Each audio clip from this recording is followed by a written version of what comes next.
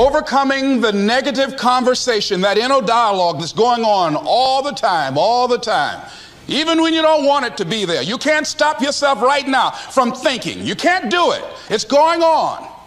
And so learning how to empower yourself, part of doing that is standing up to yourself. You've got to stand up inside yourself sometimes and say, shut up.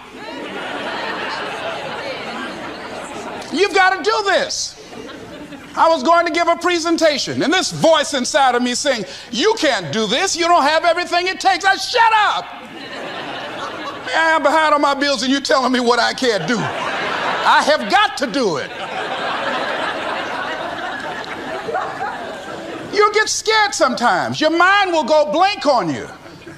Some people you will allow to unnerve you, and you wonder, what's wrong with me? I'm not crazy.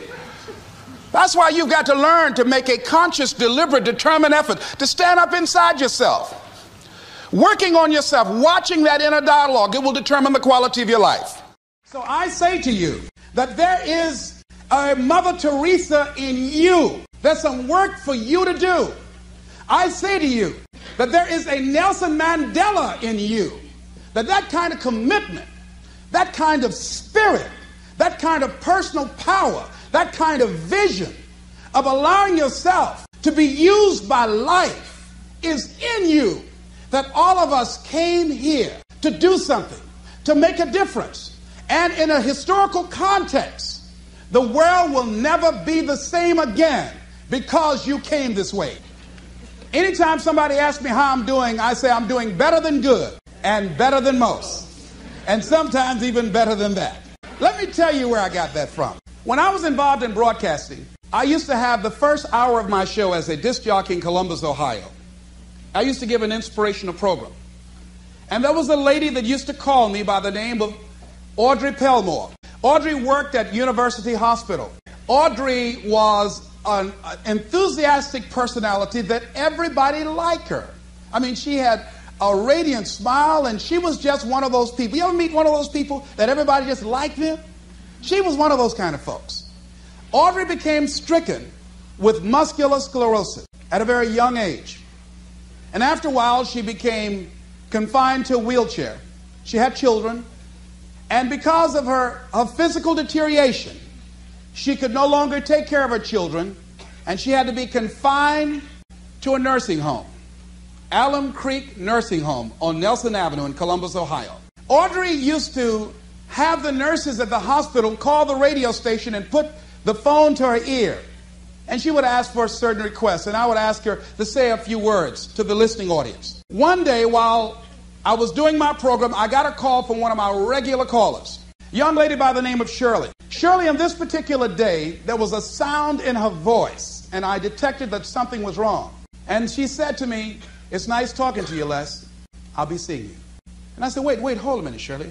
There's something wrong. She says, "There's nothing wrong." I said, "There is, Shirley. I know you. Come on, Shirley, what's wrong?" Well, Shirley had been diagnosed as having cancer of the breast.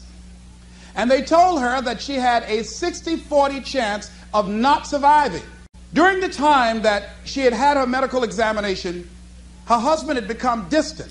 Through the pressure of losing her husband and the illness, she just felt, hey, I'm not the kind of person that can handle suffering, and I'd rather just end it quickly. She was at a critical point in her life, and this is the option that she decided to take. I did everything I could to discourage her, to give her a reason to want to go on living. I was trying to find something that she can hold on to that would give her a sense of hope, some thread. And I use scripture and everything. And one of my fallback positions, Lord, grant me the serenity to accept the things that I cannot change, the courage to change the things that I can, and the wisdom to know the difference. And she didn't budge. That did not work. And I was out of my arsenal of what can I do to hold on to her, to get her to change her mind, to create a shift in her thinking. And the thought came to me. I said, Shirley, could you wait until tomorrow? She waited for a long time before she answered. She said, why tomorrow? I said, because if you wait until tomorrow, I'd like to take you by to see Audrey Pelmore. You remember Audrey that I talk about all the time on the air? She said, yes, I like her. I would like to meet her. And she met me at the Alum Creek Nursing Home. And when we got there, we were both very silent because I'd made a pact with her that if this was not enough to discourage her from taking her life, then I would honor our agreement and I would just release her. And I was going to talk to somebody else to try and get her. I didn't tell her that. As we walked down the hall, I did not know exactly what to expect. I had not seen Audrey for some time. When we walked in the room, there Audrey was, all twisted, physically deformed. She had no voluntary use of her arms.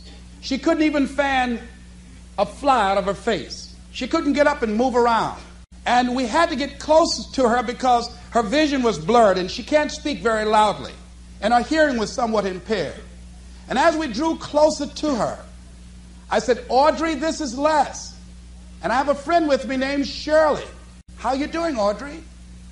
And with what strength she had, she said, better than good and better than most. And Shirley, I know as the tears began to form in her eyes, I know she had to be thinking that here this woman is.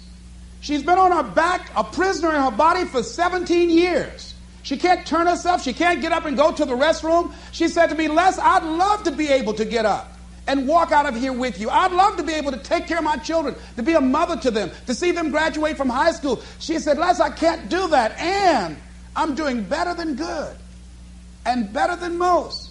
Shirley had to be saying within herself, what right do I have to feel sorry for myself? What right do I have to cry out, why me? And she decided and left there with a commitment that she wanted to live with whatever time that she had left, that she had no right to cut the time off. She had no right to do that. And she left there with a new determination, a new spirit about her. And that's something about what we have, that you have. There sometimes your options are frozen. See, Audrey can't walk out of a hospital. She did not have the capacity to take care of her children, but she had a freedom of spirit. And that's what we have wherever we are, with whatever hand that life has dealt us. We have the freedom of spirit. We can go through life whining and weeping, or we can have the kind of spirit that people will say, hey, there's a blessing to be around that person. The staff at the hospital used to go in her room to be encouraged and inspired by her, because she didn't feel sorry for herself. And she didn't go through life blaming everybody. I'm reminded of a young guy who was on a bus, a little young fellow, and some kids were picking at him, some bigger guys, and they kept on thumping him on the head and hiding their hands. And so he got tired of them doing that, and he stood up so he would not be around them, out of their reach. And they took him and said, sit down. They set him down. And he stood back up. He said, I don't want to sit down. They said, sit down. Didn't we tell you? And they pushed him back down. I don't want to sit down. They said, sit down. And they held him down. And he looked at him. He said, you might hold me down, but I'm standing up inside myself. And what we have got to do is know that there's something about you. There's something about us. There's a power in you that regardless of what happens to you, you can stand up inside of yourself. I think that's what the poet meant when he says, out of the night that covers me, black as a pit from pole to pole, I thank whatever gods there may be for my unconquerable soul. You have an unconquerable soul